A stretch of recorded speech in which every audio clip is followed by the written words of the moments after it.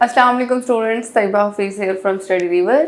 Environmental science के lecture series में आज हम स्टार्ट करेंगे चैप्टर 5 क्लाइमेट चेंज वाला। वेरी इंटरेस्टिंग चैप्टर है और इसमें कॉन्सेप्ट्स भी बहुत ही इंटरेस्टिंग हैं और ये वाला चैप्टर जो है वो सोशल इश्यूज़ को बहुत ज़्यादा डिस्कस करता है। तो छोटे छोटे से कॉन्सेप्ट हैं। वेदर क्या होता है, हम इससे स्टार्ट करेंगे। क्लाइमेट क्या होता है, फिर हम उसके बाद क्लाइमेट चेंज की तरफ जाएंगे। पहले हम देखेंगे क्लाइमेट को। तो अगर हम देखें वेदर क्या होता है, तो state of atmosphere at a particular place over a particular period of time.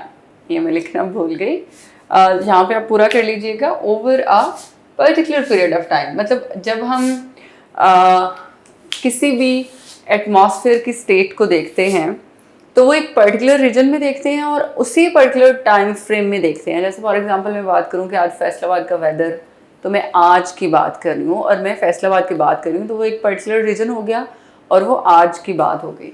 तो लेकिन जब हम क्लाइमेट पे जाते हैं तो क्लाइमेट में हम एवरेज वेदर कंडीशंस को देखते हैं of a region over a longer period of time. और इसके लिए जो स्टैंडर्ड सेट किया है वो 30 ईयर्स का सेट किया साइंटिस्ट ने।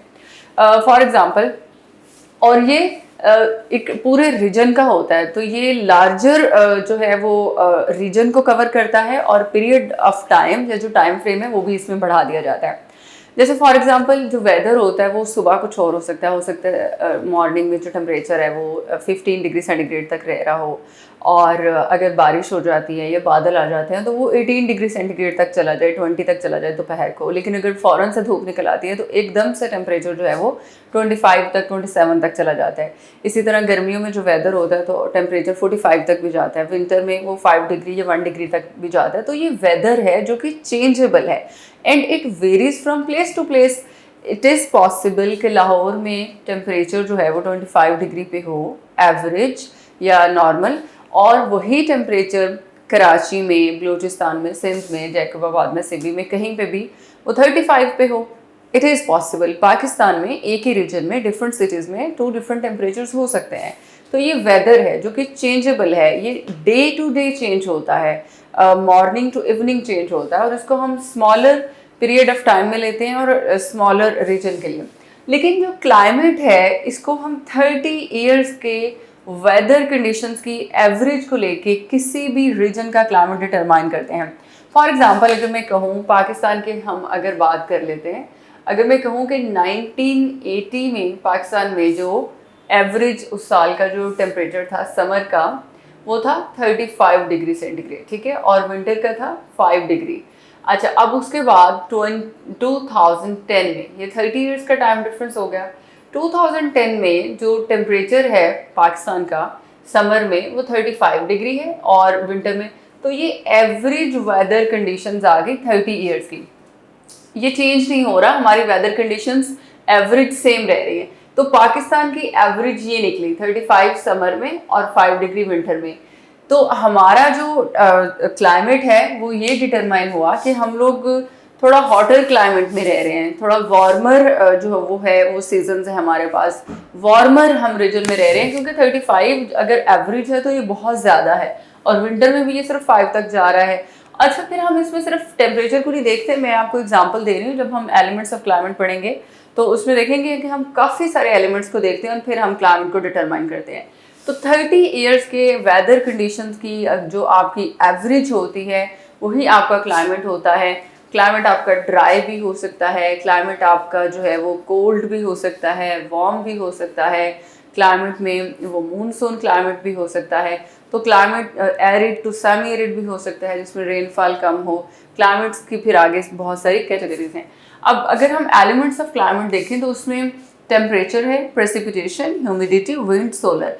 टेम्परेचर का मतलब होता है अमाउंट ऑफ हीट एनर्जी, किसी भी एरिया की degree of hotness and coldness, कि वो कितना गर्म इलाका है, कितना ठंडा इलाका है, हीट एनर्जी वहाँ पे कितनी ज़्यादा प्रोड्यूस हो रही है, तो ये टेम्परेचर है। तो अगर हम पाकिस्तान में देखें तो टेम्परेचर पाकिस्तान में हाई होता है। प्रेसिपिटेशन का मतलब होता है water that fall on the ground. अब प्रेसिपिटेशन की बहुत सारे फॉर्म्स हैं, बारिश भी हो सकती है, स्नोफॉल भी हो सकती है, हेलिंग भी होती है, स्लीट जिसको लाइट रेन शावर्स होते हैं वो भी।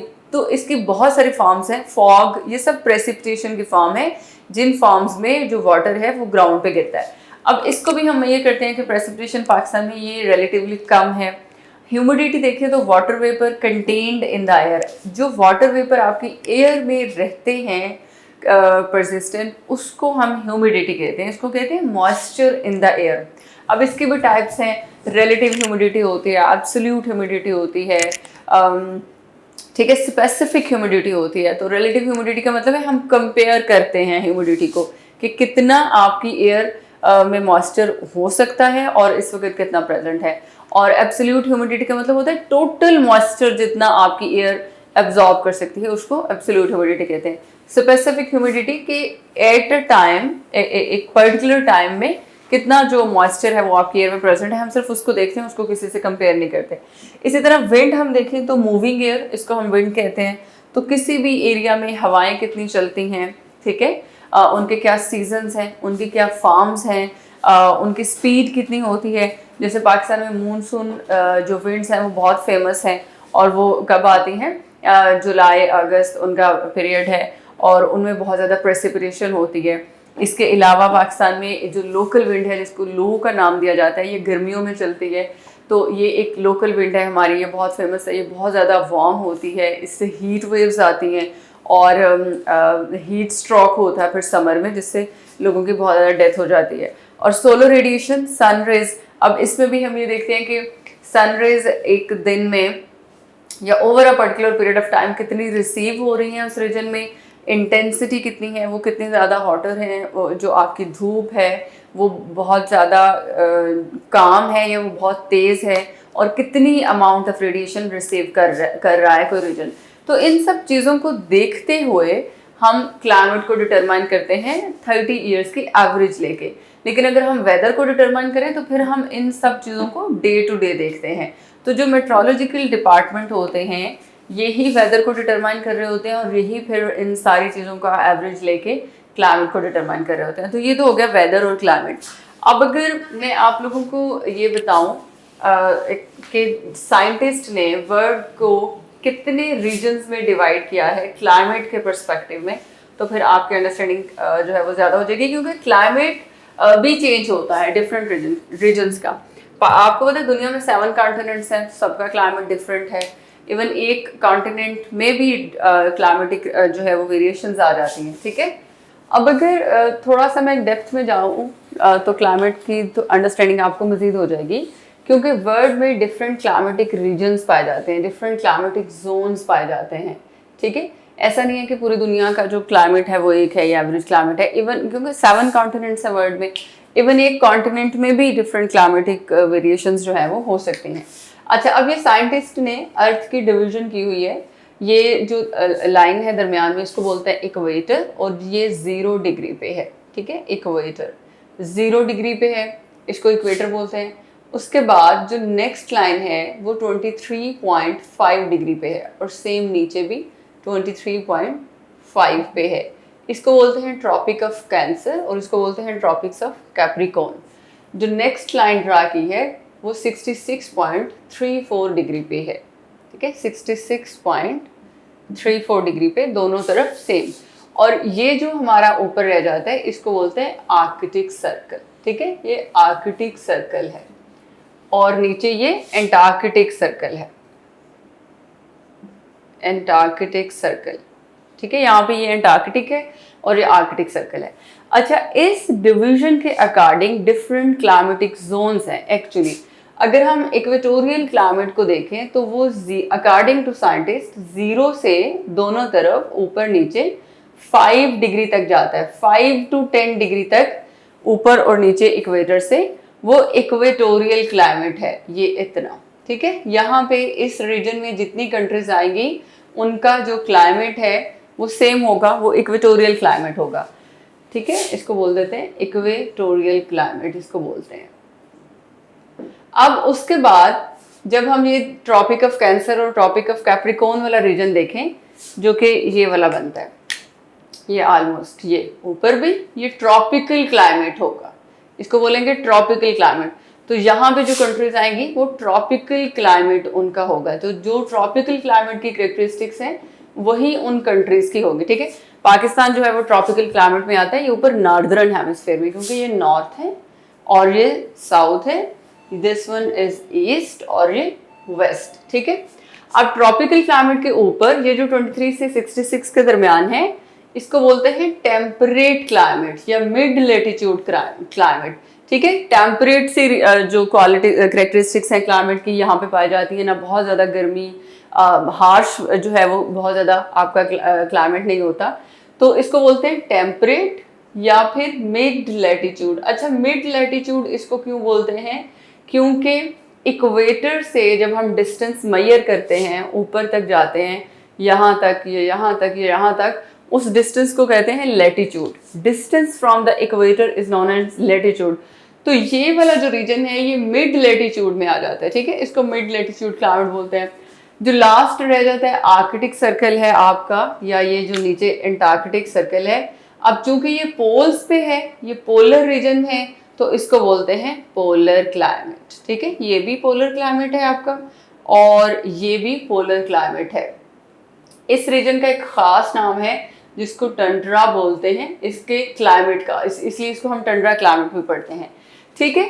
तो ये डिफरेंट क्लाइमेटिक जोन्स हैं वर्ल्ड में। आप लोगों ने क्या करना है, मैं ये नहीं पढ़ा रही क्योंकि ये चीज़ें बस याद करने वाली हैं, मैंने आपको कॉन्सेप्ट दे दिया है। आप लोगों ने क्या करना है कि एक चार्ट बना लेना है अपने पेज पे, ठीक है। जैसे ये आपका पेज है, यहाँ पे अपने क्लाइमेट्स के नेम लिख लेने हैं। Equatorial climate, tropical climate, mid latitude climate, polar climate या टंड्रा क्लाइमेट। आर्कटिक क्लाइमेट को, ये एंटार्कटिक को सॉरी हम नहीं पढ़ते क्योंकि यहाँ पे कोई लाइफ नहीं है, तो हम टंड्रा क्लाइमेट को पढ़ते हैं, यहाँ पे लाइफ जो है वो एग्जिस्ट करती है। तो ये 4 से 5 आपने क्लाइमेटिक जोन्स, और आगे फिर आपने यहाँ पे लिख लेना है इनकी करेक्टरिस्टिक्स आपने देखनी है। टेम्परेचर कितना होता है, विंड वहाँ पे कौन से चलती हैं, वेजिटेशन इस क्लाइमेटिक रीजन में कौन सी है, लाइफ यहाँ पे कौन सी है, लाइक एनिमल्स और ये सारी चीज़ें। यहाँ पे इकोनॉमी कैसी पाई जाती है, एग्रीकल्चर होती है, हंटिंग होती है, इंडस्ट्री होती है, ये सारी चीज़ें, ठीक है। यहाँ पे प्रेसिपिटेशन कितनी होती है, जैसे हम पाकिस्तान की बात करें, पाकिस्तान ट्रॉपिकल क्लाइमेट में है, ठीक है। तो यहाँ पे टेम्परेचर जो है वो 25 to 27 डिग्री सेंटीग्रेड के दरमियान रहता है, प्रेसिपिटेशन रिलेटिवली लो है, विंड्स जो हैं वो यहाँ पे मूनसून होती हैं, इकोनॉमी जो है वो यहाँ पे एग्रीकल्चर है ज़्यादातर। तो इस तरह से वेजिटेशन में यहाँ पे हमारे पास रेंज ऑफ वेजिटेशन है जिसमें कॉनिफर से लेके इन सारे वेजिटेशन से लेके श्रब्स और हर्ब्स वगैरह भी हैं। अगर हम वाइल्ड लाइफ को देखें तो हमारे पास लायन, टाइगर, ये सारी चीज़ें भी हिमालयन रीजन्स की तरफ पाई जाती हैं। तो इस तरह से आपने इनके करेक्टरिस्टिक्स को लिख लेना है और ये याद कर लेना है। ये क्वेश्चन कभी भी खैर एग्जाम में पूछा नहीं गया, लेकिन फिर भी आप लोगों को पता होना चाहिए MCQs के लिए या इंटरव्यू पर्पज़ के लिए। तो यहाँ तक तो आज हमने पढ़ा वेदर, क्लाइमेट और क्लाइमेटिक जोन्स। अब नेक्स्ट लेक्चर में मैं आप लोगों को पढ़ाऊंगी क्लाइमेट चेंज क्या होता है, जो कि हमारा मेन कंसर्न है। ग्लोबल वार्मिंग क्या होता है, उसकी क्या काजेज हैं, क्या इम्पैक्ट्स हैं और हम इसको किस तरह से ठीक कर सकते हैं। Thank you. This lecture is just for conceptual clarity and about basic idea. For full session please contact the number given below.